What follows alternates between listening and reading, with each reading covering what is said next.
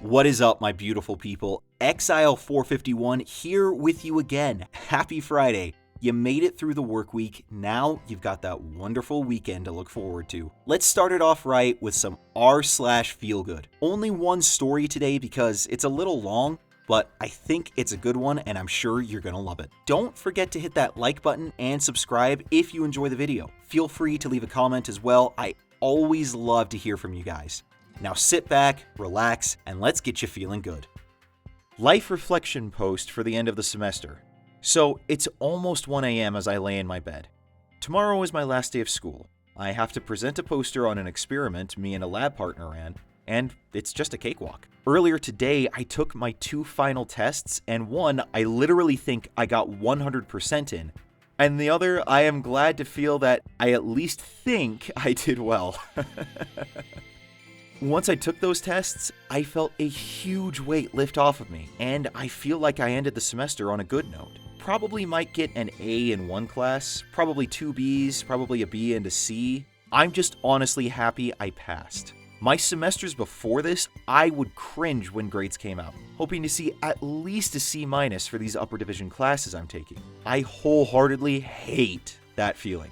Trust me, they aren't easy classes. Anyone who is a BS Chem major can agree.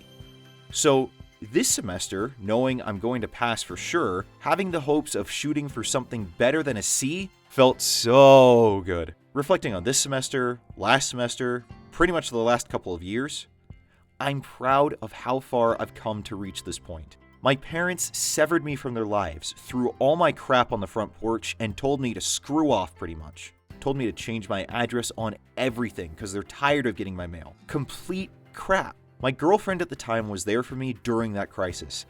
I can't thank her enough. Her and her family took me in and gave me shelter and supported me while I was in college. They're truly amazing.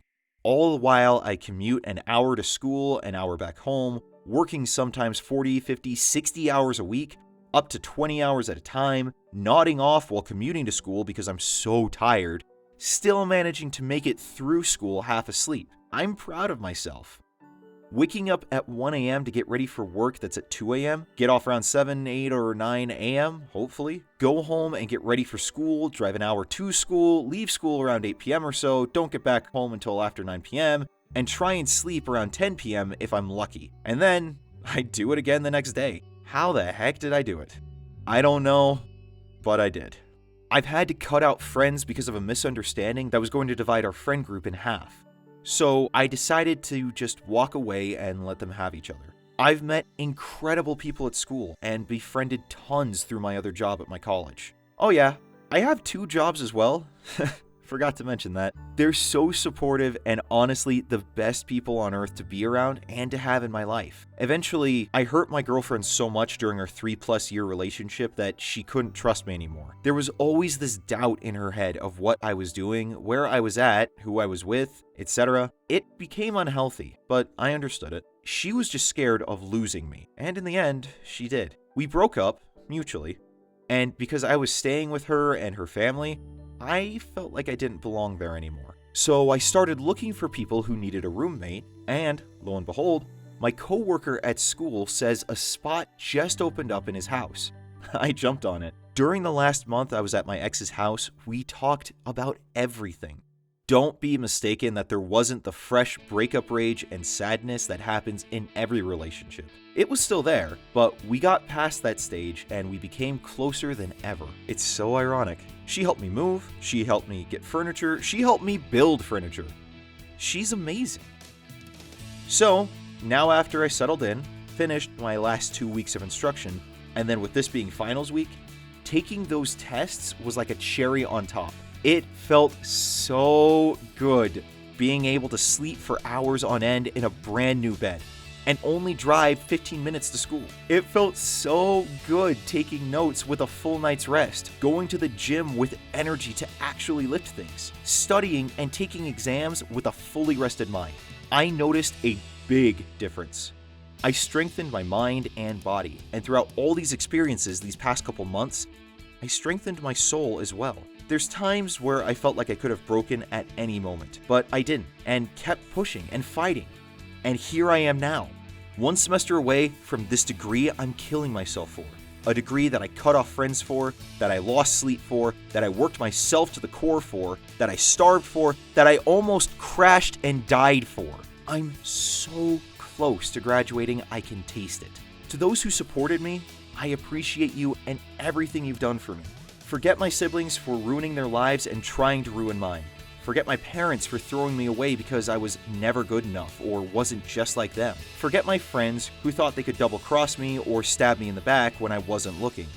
Forget the people I put my life on the line for and they didn't do the same for me when I needed it. It's their loss, they aren't in my life anymore. I will never give up on anything, no matter how small or big the goal is. Nothing will stop me from achieving what I want to achieve. And once again, thank you to everyone who supported me to get to this point where I am at now. And if you take the time to read this, then you have also supported me and I thank you for it. If you are fighting challenges, don't go down without a fight. If you are battling emotional states that are negative, please do not give up. Find your happiness, find your passions, go drive as far as you can somewhere. What's stopping you? Life isn't supposed to be this event where people are as crappy as can possibly be to you. It should be filled with joy, with laughter, with care, with love for yourself, most importantly, and for others. Genuine love. Be better than those that came before you. Learn from their mistakes and make the world a better place for the next person. And one day, you will reach your goals with hard work and dedication. That is an incredible story of just kind of stick-to-itiveness and just doing it. Honestly, I could elaborate on so many different points here, but the one thing I want to kind of talk about is your last paragraph there where you're talking about never give up. That is so impactful. I mean, yes, it kind of sounds like a, stereotypical motivational speaker a little bit, but it is so meaningful, especially to someone that's struggling with the mental issue of self-worth or self-confidence or just general, I can't ever do anything right in my life. To actually hear from someone else who has an understanding of what they're going through and how important it is to just push through. You've done an awesome job. Your story is one that I truly hope you share with more people because it is inspiring and wonderful, and I really hope to hear about what happens going forward in your life. Congratulations on all your success and for setting an example for so many people. Anyone can do anything they want so long as they're willing to put in the work and the effort, and you prove that. Congratulations again, and thank you so much for sharing. Thank you all so much for watching today. I hope you found that story encouraging and uplifting to send you into the weekend on the right foot. Don't forget to hit that like button if you enjoyed the video and subscribe so that you'll always know when I've got new content up. Also, feel free to share this on social media and leave some comments as well. Hope you all have a fantastic weekend. I'll see you all Monday. Until then, I'm Exile451.